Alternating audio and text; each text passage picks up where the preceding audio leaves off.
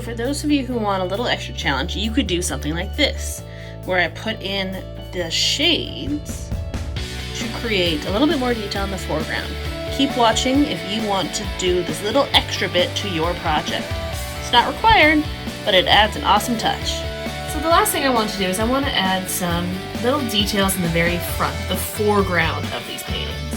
So we talked about landscapes. We have the background, middle ground, foreground. Foreground is the part closest to you. And I want to put trees on the mountainscape, and then I want to put windows on these front buildings of my cityscape. Now, a lot of you might be thinking, in order to do the darkest, I'm just going to add some black. Black tends to not look very good as shadows. It's too harsh. So instead, I want you to refer back to the poster I have at the front of the room. So here's my little copy of the poster. As we can see, in order to make a shadow on a color, you want to use a color that is next to it on the color wheel, kind of working slightly darker. It gives a nice shadow without being too harsh. So if we look at our color wheel, the easiest way to find what shadow to do is to work your way towards blue-purple. So for instance, yellow would use yellow-orange. Red would use red-purple. Using a color going towards blue-purple, because it is our darkest color that we have. Since blue-purple is the darkest, to make a shade for its shadow, still don't want to use black, but we want to make a shade of it. So I mix in a little bit of black into the blue-purple to make a shade of blue-purple, making it a bit darker. That's the closest one and the only one we use black for. All the other colors, we're using the color next to it on the color wheel. So for my blue of the mountains, I'm going to use blue-purple for my trees. For my orange of the city, I'm going to use red-orange for my windows. So reference this poster. We have it at the front of the room. Go up and look at it if you need to. It's there to help you out, but it just looks way better than the harsh black in that foreground. Okay, so let's start with the mountains. I want to make some blue-purple to make my shadows for the blue. So my palette here does have blue-purple, but as I said, I didn't want to use my palette like I have it because it's not what yours looks like. So I still have my blue left over here. I want to make sure it is nice and bold. So I swirl a lot of color. Also switch to the smallest paintbrush. We want to use this small paintbrush for all the little details. It's just a very small round. Now I want to take just my purple and I will mix into the blue to make my own blue-purple. It's a little brush, so this is going to take a minute or two to get the right color. I'm going to mix with the larger brush and then I'll paint with the small one. So I'm just grabbing my purple, just like you have on your palette, and I'm mixing it into my blue to make my blue-purple.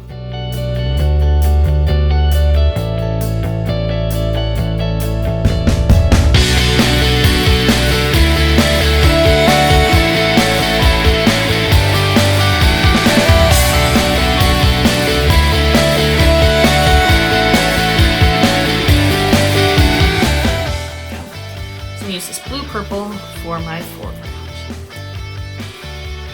Remember, I want to use the small brush for this. Just move that off to the side.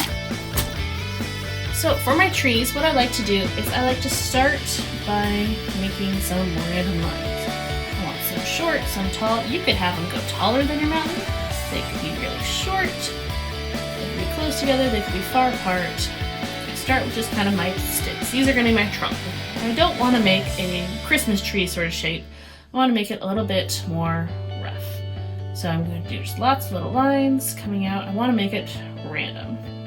Just make sure it is smaller at the top than it is at the bottom. And we'll work my way down. Lots of little lines. Okay. And I'm just going to do this on all of them.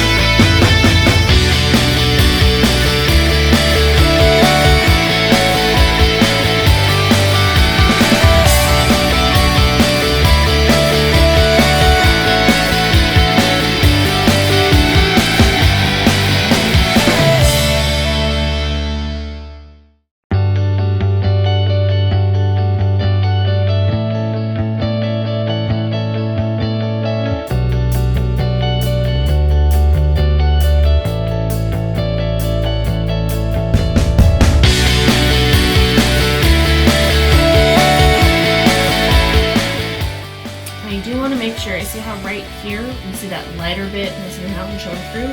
We don't want our trees to be see-through, so add another little layer on top of that, just to make sure it's nice and bold.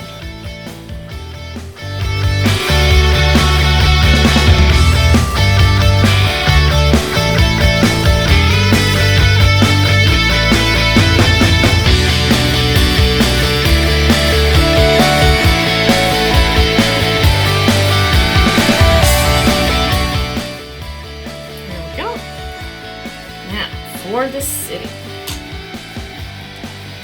Since we used orange for that shade, we want to use a red orange. So to make that, I'm going to take my palette. I'm going to use my bigger brush just for mixing. My orange kind of ran out, so I need to make another little pile of it. So I need to swirl, swirl, swirl. Make sure it's nice and bold and bright.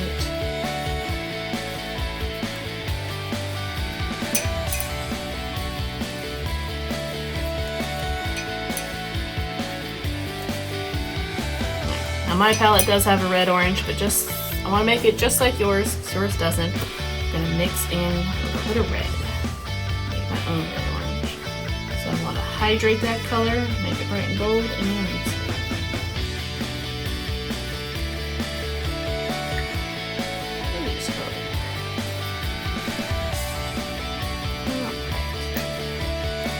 So we're going to use this color for our city.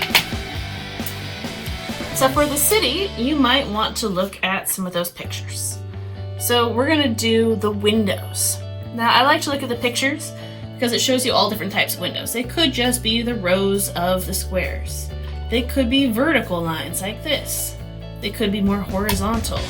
They could have longer rectangles. They don't have to be everywhere. They could be non-existent down at the bottom.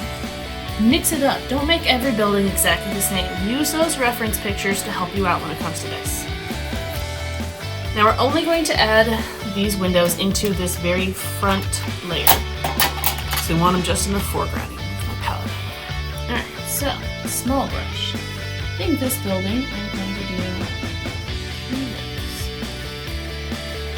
It's alright if this is a little rough. It doesn't have to be perfect. It's just adding in a little bit of detail to it.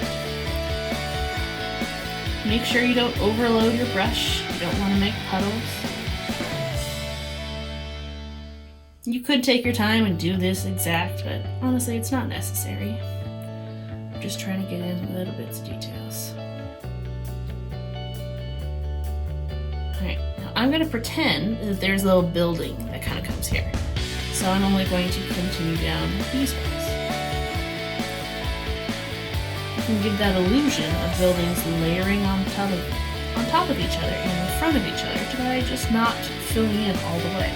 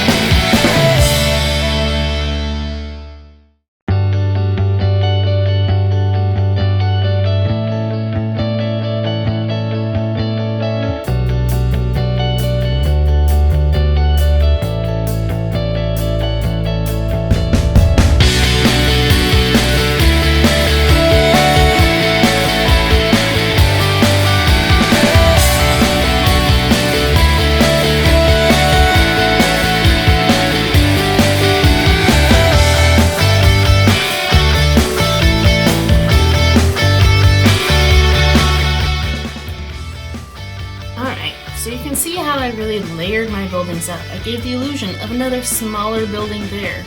I made this one extend out 2 layers. This one a different building. Each one's a little bit different. Now this is kind of abstract. We don't want to do all the little details, just to get little bits of details onto this cityscape. Remember to always rinse out your brushes when you are done. Now before I try to take the tape off, I'd like to let it dry all the way. Alright, so the entire thing is all dry, and it's time to peel and reveal. So I'm gonna move my stuff out of the way. Be very gentle when you take off your tape. I like to kind of hold the paper and I pull back going parallel with where the tape is. Tends to prevent ripping quite as much. A little bit of ripping might happen, but that's okay.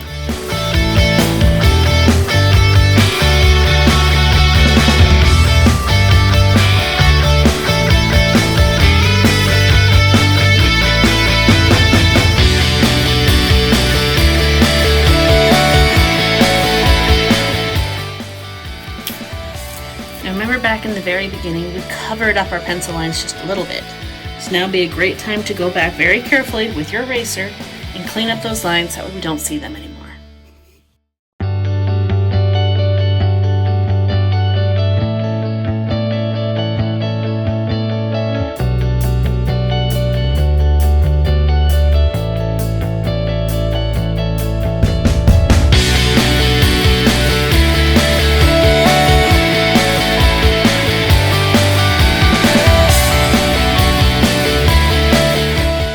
The last thing you want to do whenever you finish any piece of artwork is sign it. Be proud of what you've done. Sign your work. Remember, to make it right, we go in the bottom right. Always go a little bit up and in from the edges so you have space in case you ever want to frame it. Remember, your signature can be however you want. Please remember to put your full name on the back so that way I can grade it.